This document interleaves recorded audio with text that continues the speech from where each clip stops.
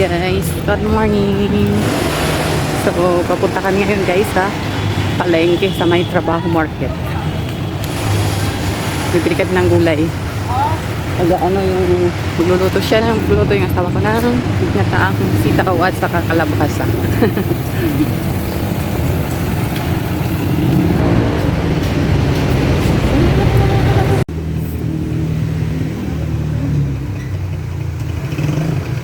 Nakabili na tayo dyan. Yan? Oo, dyan sa Ever. Ever Supermarket. Boss, nulam. Ito pala. Ganda yung mga fresh. Okay ba?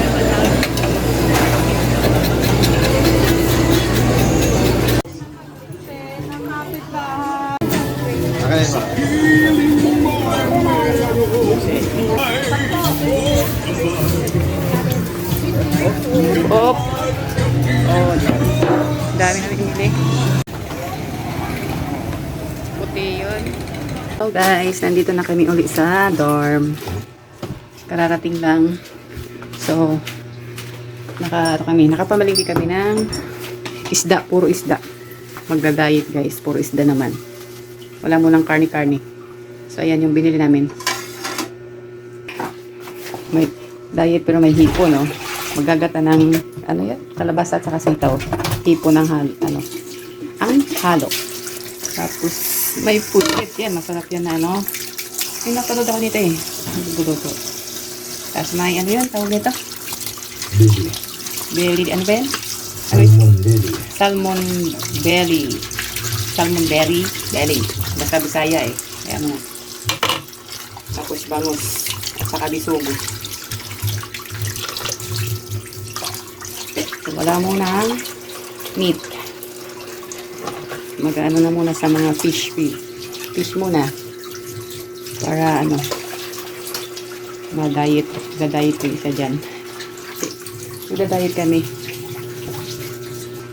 Tapos, meron pala kaming biniling upuan. So, bumili kami ng upuan guys sa palengke.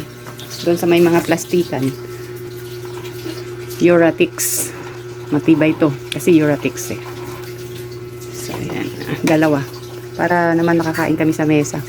Lagi kami nakakain sa lapag eh. Para kami mga hapon. Mga Koreano. Ay, naiipit yung buyon ng isa dyan eh. Hirapan siya pag nakasalampak sa sahig. So, bumili kami nito. Sana matibay talaga. Kasi yung nandito, na namin. Dinispose na namin kasi hindi rin naman nagagamit eh. Pampano lang ng space. Papasikip lang. So, ito, matatry ito mamaya. Sana naman ay matibay. Sabagay, Euratix matibay yan. Euratix eh, subok na yan eh. Tatak. Yung gulay. Kunti lang yung gulay na binili.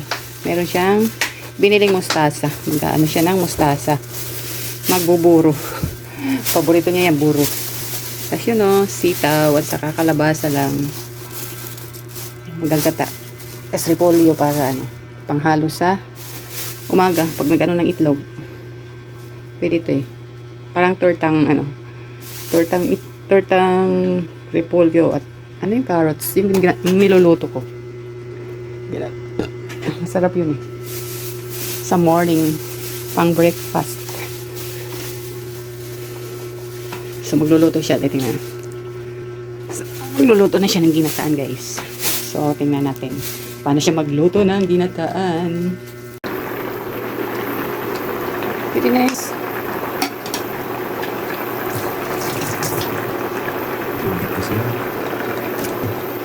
Okay lang yan. Sa sabaw na.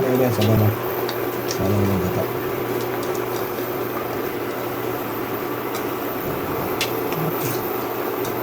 Ang kanyang ginataang sitaw at kalabasa. May ipon. Wala pa yung ipon. Maya pa yung ipon. Kapit na maluto guys yung ginataang kalabasa at sitaw na may hipon. So yun yung aming ulam para sa tanghalian. At saka panghapunan na rin yan guys kasi marami. Pag-abutin pa nga yan hanggang umaga. Bukas. Kasi madami eh.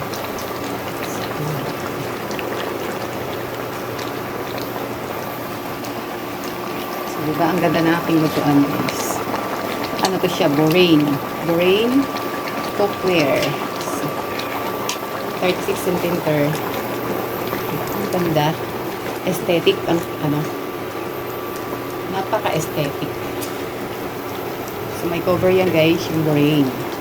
Ayun. May kubira. Sana. Marami na po. Diba? Borain. Love cooking. Love life. Wow. Ayan.